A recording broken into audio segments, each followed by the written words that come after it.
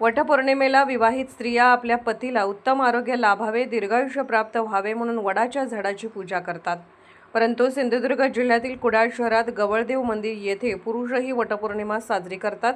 गेल्या 17 वर्षापासून पुरुष मंडळी एकत्र येत वटपौर्णिमा साजरी करत आहेत। विधिवत पद्धतीने वडाच्या झाडाची पूजा केली जाते। वडाच्या झाडाला फेऱ्याही मारल्या जातात। पत्नी आपल्या पतीला जसं दीर्घायुष्य मिळावे म्हणून पूजा करतात, तसेच हे पुरुष आपल्या पत्नीला दीर्घायुष्य उत्तम आरोग्य मिळावं यासाठी पूजा करतात। निश्चितच आज खूप आनंद होतोय, कारण कालच माझं लग्न झालं आणि आज वटपौर्णिमा आहे।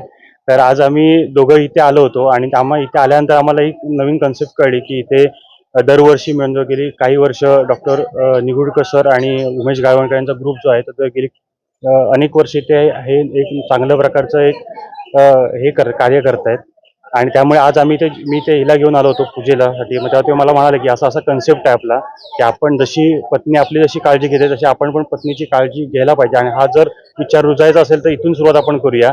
मग आज आमचं नव्या आयुष्यात पहिलं पाऊल पडतंय आणि आमचा आज नवीन चांगला एक कन्सेप्ट आम्हाला कळतोय। त्याच्यामुळे आज आम्ही ह्या उपक्रमात आम्ही सामील झालो दोघंही।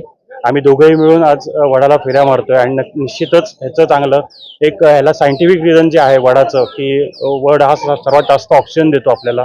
आम्ही दोघंही डॉक्टर असल्यामुळे ह्याच्या मागे धार्मिक जसं कारण आहे तसंही आध्यात्मिक जसं कारण आहे तसंही ह्याला एक सायंटिफिक रिझन पण आहे की वडाची पूजा का केली जाते। हा जर दोन्ही साईडनं उरला तर इथे जेवणारी वृक्षतोड आहे किंवा इतर जे वडा संगोपन आहे हे व्यवस्थित केलं जाईल, हा पण संदेशातून सगळ्यांकडून एक चांगला गावणकर सरांनी सांगितला। त्याच्यामुळे ते आम्ही दोघांनी याच्यासाठी एक नवीन न्यू जॉईनिंग आता या वर्षीपासून आमचं दोघांचं सुरू झालं। ही जसं करिअर वर्क तसं मी पण करतो। मी सकाळपासून उपवास केलाय तिच्यासाठी। त्याच्यामुळे आता हा नवीन दरवर्षी आम्ही ह्या उपक्रमात सामील निश्चित होऊ।